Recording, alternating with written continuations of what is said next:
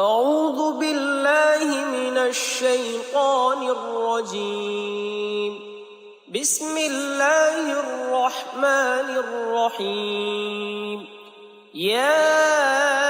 أيها المزمل قم الليل إلا قليلا نصفه أو انقص منه قليلا أو زد عليه ورتل القرآن ترتيلا إنا سنلقي عليك قولا ثقيلا إن ناشئة الليل هي أشد وطئا وأقوم قيلا إن لك في النهار سبحا طويلا واذكر اسم ربك وتبتل إليه تبتيلا رب المشرق والمغرب لا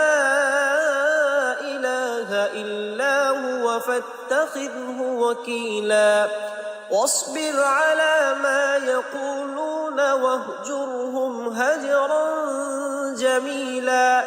وذرني والمكذبين أولي النعمة ومهلهم قليلا إن لدينا أنكالا وجحيما وطعاما ذا غصة وعذابا أليما يوم ترجف الأرض والجبال وكانت الجبال كثيبا مهيلا إنا أرسلنا إليكم رسولا شاهدا عليكم كما أرسلنا إلى فرعون رسولا فعصى فرعون الرسول فأخذناه أخذا وبيلا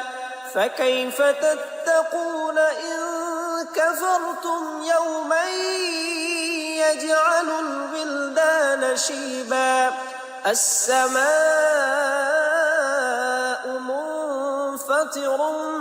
به كان وعده مفعولا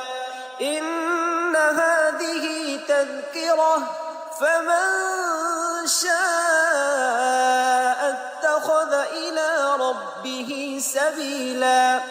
إن ربك يعلم أنك تقوم أدنى من ثلثي الليل ونصفه وثلثه وطائفة من الذين معك والله يقدر الليل والنهار علم أن لن تحصوه فتاب عليكم فاقرؤوا ما تيسر من القرآن علم أن سيكون منكم مرضى وآخرون يضربون في الأرض يبتغون من فضل الله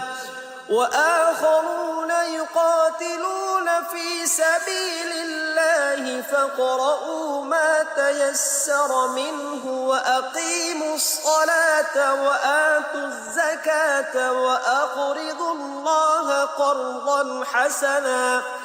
وما تقدموا لأنفسكم